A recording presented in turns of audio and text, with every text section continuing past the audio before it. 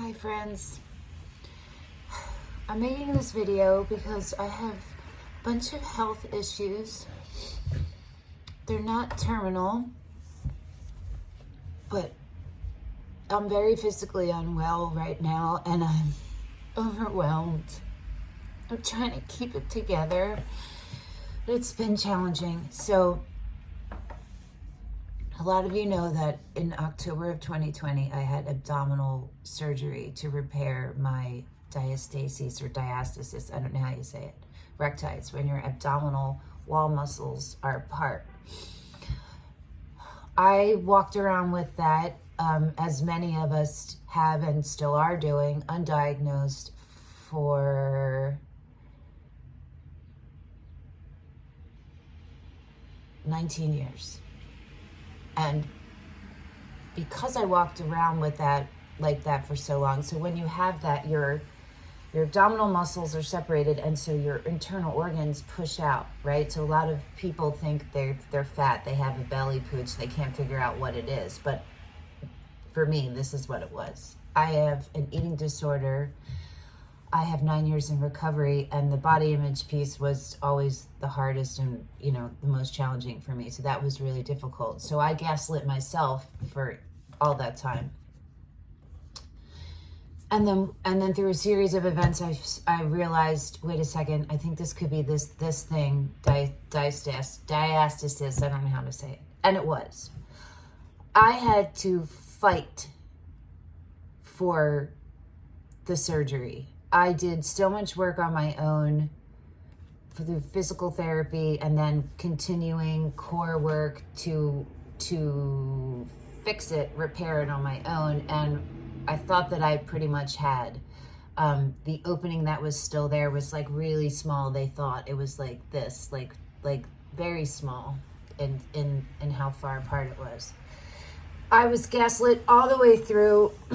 I was told by the plastic surgeon, who told you have a diastasis? I had to show him pictures, and even then, I had a six-pack. When they went in for surgery, they realized it was inches wide. So, from October 2020 until now, I have been dealing with different things, and what it showed up first as is bloating just in the lower abdomen. Now, when you have abdominal surgery, you're bloated all the way, rib cage to pelvis for a while, right?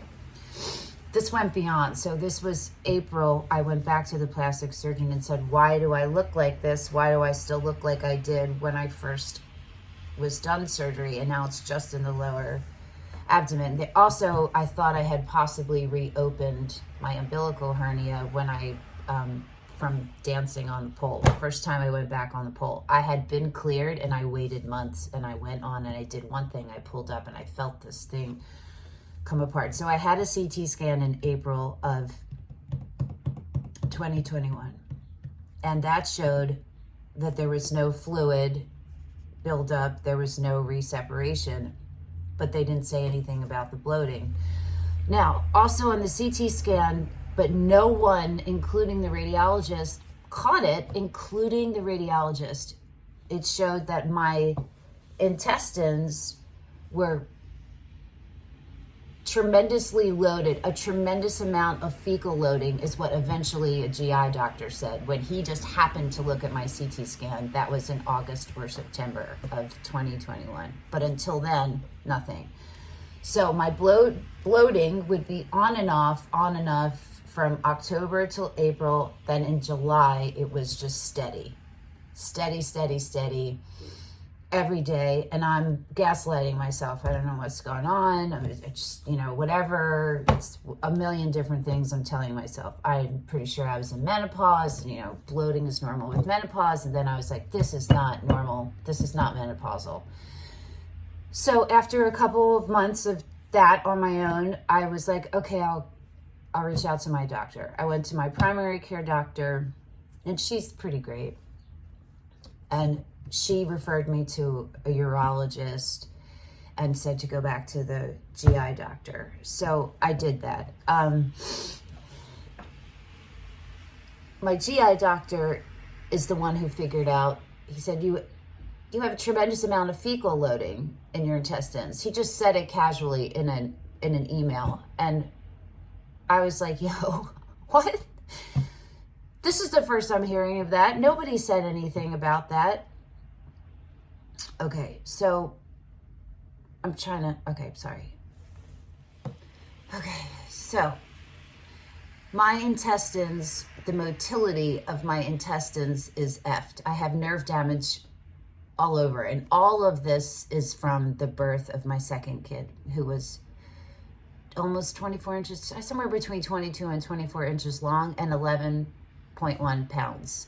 It was vaginal. It was totally negligent of everyone who was in charge of my care. I had postpartum depression for a year. It was really, really bad. And traumatic stress from the birth, because literally every single person gaslit me, every single one. So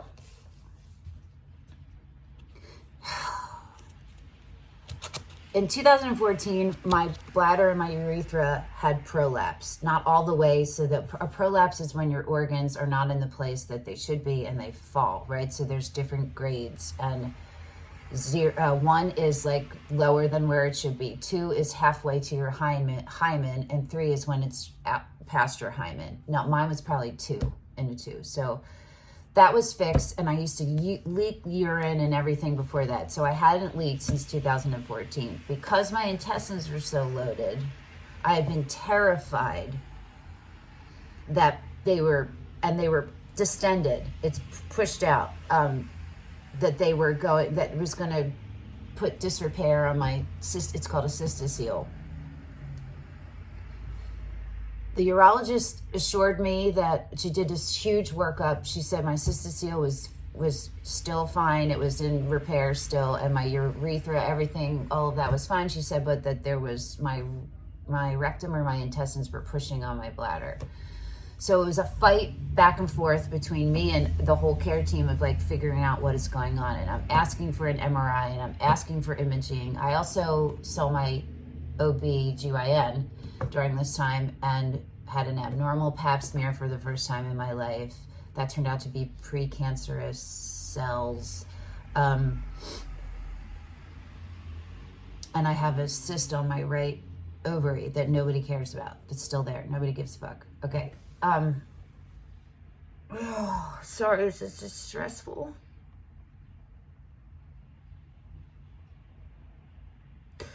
I had pelvic ultrasound, I had a CT scan, I had these things, right? But there were still parts that weren't showing. And I've had chronic pain right here for 26 years, which I guess is why nobody gives a fuck, because I've been dealing with it for that long. But it's not right. It's not normal, right? So I'm still trying to figure this out. I'm fighting and fighting for testing and for answers. Nobody's giving me any. Like 5 days after I saw the urologist and she assured me that my cystocele was fine, everything was good there, I, on a morning walk, leaked urine. And when I came home, I put my fingers in there to see what was going on, and I felt a balloon, feels like a balloon, and I pushed it back up. So I messaged them and said, yo, this just happened, what is this? She said, Denise, we just gave you the $1 million workup, your cystocele is fine, you do not have it is fine, it's not prolapsed, that was probably stool. And I was like, I don't think stool feels like a balloon, and why would I feel that in my vagina? Why would stool be it, so haven't gone back to her since the fall, right? So I just was focusing on GI. I finally got my GI doctor to give me a sigmoidoscopy, because that's literally my sigmoid colon it's distended. You can see it. It's obvious. And in every report they write distended abdomen. It's not huge. It's not the size of a watermelon, but it is large, and it shouldn't be there. And that's the only thing that matters, right? I just want to take a second to say the reason why they all missed how inches wide my diastasis was, and I asked the plastic surgeon this after, I said, did you miss that because of all the work I did on my core? And he said, yes. So for the bloating, he told me to work on my lower abs.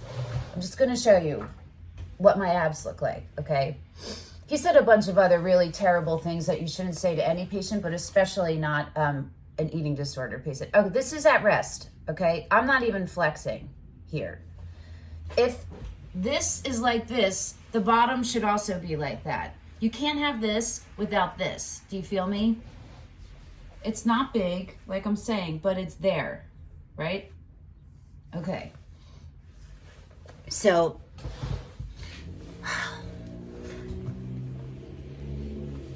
something else, okay. Part of how you treat fecal loading is laxatives. I am a recovering anorexic. I did not abuse laxatives, but that's not a road for me to go down. So everybody's been trying to figure out, how do we do this for her? They all prescribed laxatives and I said, no, I don't want to do that. I've been in acupuncture. That is the one thing that has helped the most. And I've been, again, in physical therapy. And that's helping somewhat. But, okay. So what they do for you when you have fecal loading is a colonoscopy prep without the colonoscopy. I have had one a year before, so they told me I didn't need another one. I did 4 colonoscopy preps. If you don't know what that entails, you can Google it. If you know what it entails, you understand what I'm about to tell you. None of them came clear at the end, because that's how much stool is still in my body. Even right now, it still is. I had to do another prep for my sigmoidoscopy. 3 enemas, still not clear when I went in. So when I went in, I did not get anesthesia because I didn't think I needed it, and I didn't. It really wasn't a terrible procedure. It wasn't very long. I could handle it, whatever. It wasn't a big deal. He goes in there, it's full of stool. You can't even see what's going on in my sigmoid colon because it's full of stool. He doesn't remove it. And he says, do you have a cystocele? Because there's an organ pressing on your sigmoid colon. And I was like, are you kidding? Like, we've talked about this. I've been saying this to you. This is my fear that this is fucking coming apart. So he tells me to go back to the urogyne. So I go to the urogyne, who, of all of these doctors, excluding my primary care doctor, I like her. And by like, I mean trust. I really trusted this woman, the urogyne. I went to see her. She gave me a full workup. She said, and even in the notes, she bolded this. You do not have a prolapse. Your urethra and your uterus and your bladder are all good. You do not need any of that. That was February 10th. Okay. She said, don't keep looking at this. Just let it go. They're going to tell you need a hysterectomy. I was like, okay. So I go home and I'm battling with that because I know something is wrong and nobody's listening to me. Okay. So back and forth with the GI doctor. He finally agrees. My PT says, yes, get an MRI. There's something not right. The acupuncturist says the same thing. He finally says, okay, I don't know what it's going to do. I don't see how it's going to help any, but okay, let's do a MRI dephcography, which is not a regular MRI. It is when you go in, takes about 40 minutes. They insert a tube of ultrasound gel into your rectum, a tube of ultrasound gel into your vagina, and then you have to hold it. You have to hold it in. And then you have multiple things where there's a minute and a half. You have to do Kegels, so a minute and a half. That's multiple times. Then you have to bear down for a minute and a half straight for multiple times. And then you have to push it all out. Now, I know that I have weak sphincter muscles in addition to all of this. I have fecal incontinence, which hasn't, for whatever reason, I don't know, but thank Jesus and thank the goddess, that hasn't been the issue right now. Thank God. And I don't know how or why, because I don't know how. But that whole MRI was really traumatic for me because it flashed me back to the birth of my second kid. And I was like, it was exhausting and I could barely finish it because physically taxing, right? So the women in the texts were so helpful and supportive when I told them after, because I was crying. And they were like, oh, I'm so sorry. They were really nice. Okay, so I wait like a week. I'm waiting to hear about what's going on with the MRI. I feel like I have a UTI. In the meantime, my urine is cloudy. I feel pain, right? But I was like, I'm just going to wait till I go back to the Urogyne. No. I'm going to wait till, I forget what I was waiting for. I had an appointment with my gynecologist, sorry, because my physical therapist told me, yes, an ovarian cyst can completely affect the way the motility of your intestines and your colon. And I was like, okay, so I had made an appointment. So I was waiting for that. So I got the MRI results on the 28th of March. It happened on the 22nd. So in that 7-week period, 6 or 7 weeks that I had seen my Urogyne, and she said everything was fine and great. Guess what, guys? It's not fine and great.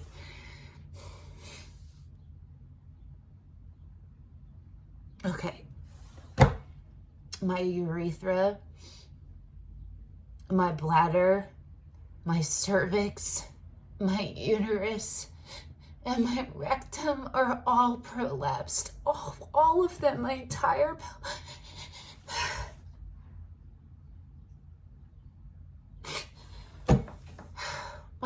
pelvic floor is prolapsed.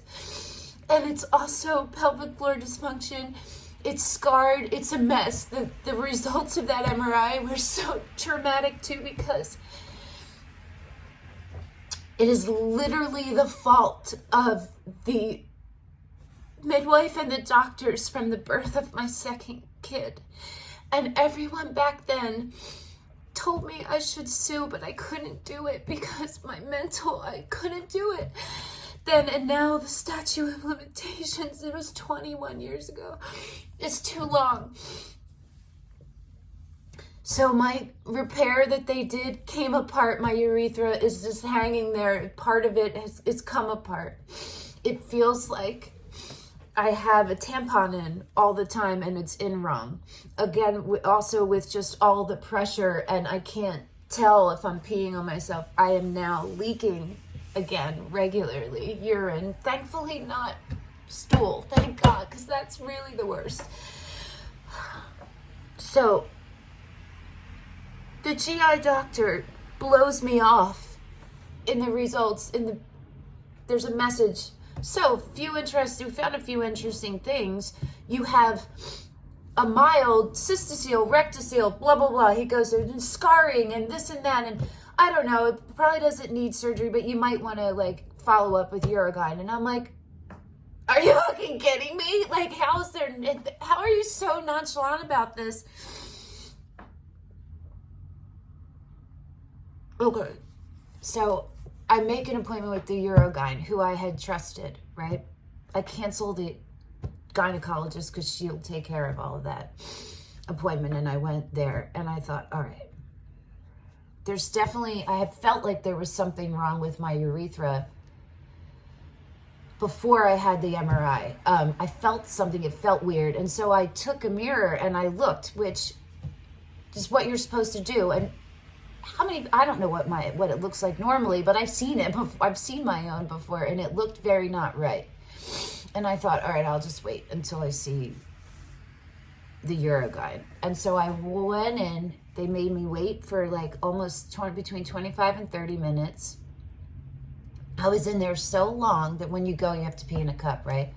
I was in there so long that the results came back. Now, the hospital that I go to, they have a portal where you sign up and you get alerts immediately, test results and all that stuff, right? So I'm sitting there and I get the results back and waiting. I'm naked from the waist down. I'm sitting on the chuck, the whole thing. I Google on my phone the result, and it's this pH was 8.5, and what it says is that's really rare for it to be that high. Everything else came back good except for that one thing, and that it's either kidney stones or a terrible UTI. So I was like, okay, I'll talk to her when she comes in. So eventually she comes in, and I'm just going to try to summarize this. I'm not going to go through every horrible thing that happened and things that she said because I'm filing a formal complaint against her. She comes in. She says, Denise, I saw your MRI, I saw the whole thing. You do not need surgery. I said, I don't need surgery. She said, no. My PT had seen the MRI results the day before, and she was like, yo, this is complex. So I should also mention that the grade of all of my prolapses right now are 1. So 3 is the worst, right? They're at 1, except for my bladder, which is borderline 2. Okay, but because there's 5, because my entire pelvic floor is a disaster, my PT was like, this is a complex case. You are probably going to need surgery. I'm not counting today as a visit because you only get a certain amount. I have Medicaid. Every insurance only gives you a certain amount, but my specific is really bad and really tough on this stuff. So she said, you're going to need surgery and then you're going to need to come back to me after. And I was like, okay, she's great. Okay, so I'm like, what? What do you mean? So I said, okay, I don't understand how I don't need surgery. What is the solution? What? So then what? Then what? And the urogynecologist said, I don't know. I said, you don't know? She said, no. I said, there's no plan. No.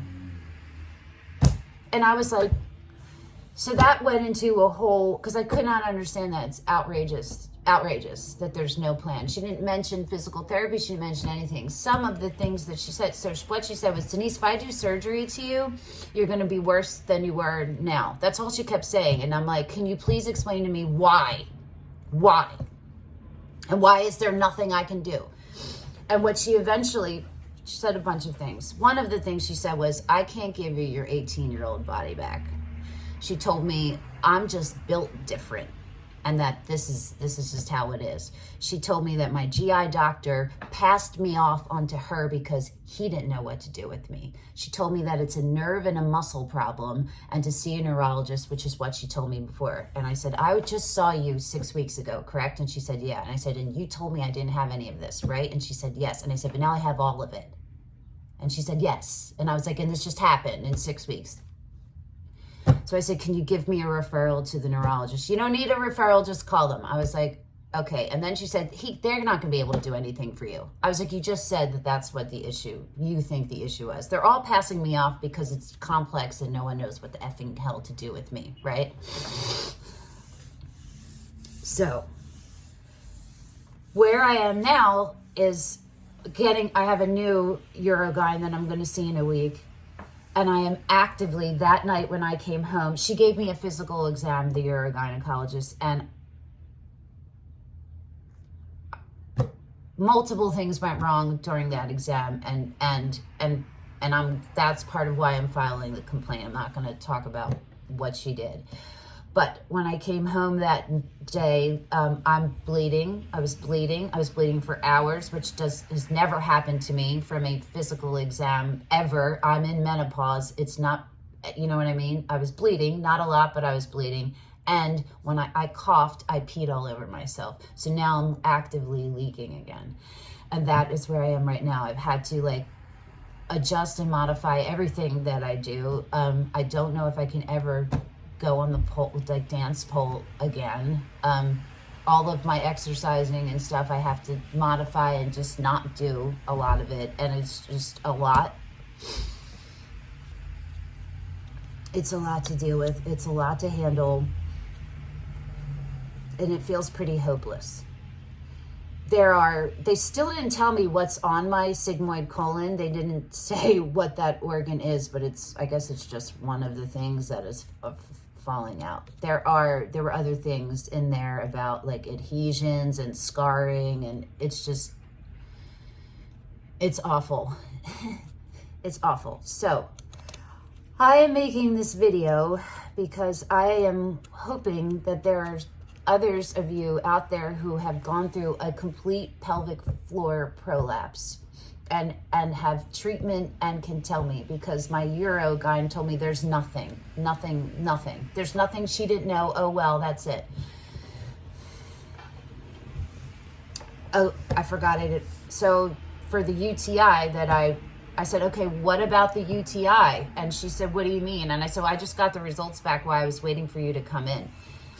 And she looked it up and she said, you're fine. And I said, even though I'm in pain, yeah, you're fine. I left there with no antibiotics. I don't know if I have a UTI or not. I don't know what, but, okay, so back. Sorry about that.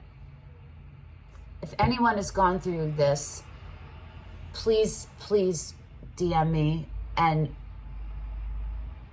let me know, share with me what worked for you, what didn't, what did it look like?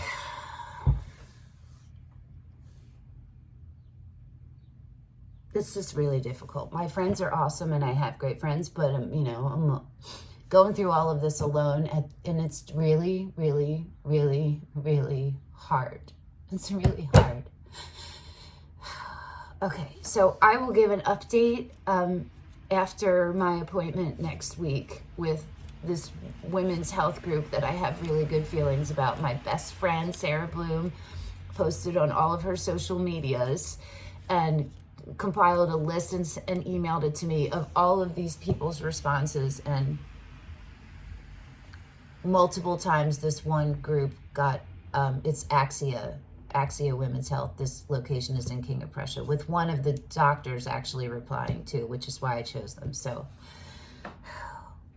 my Eurogyne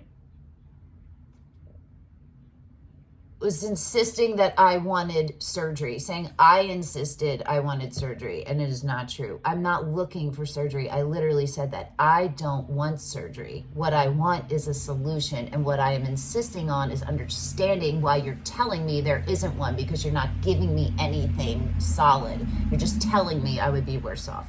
Do you feel me? Okay. All right. Thank you. Bye.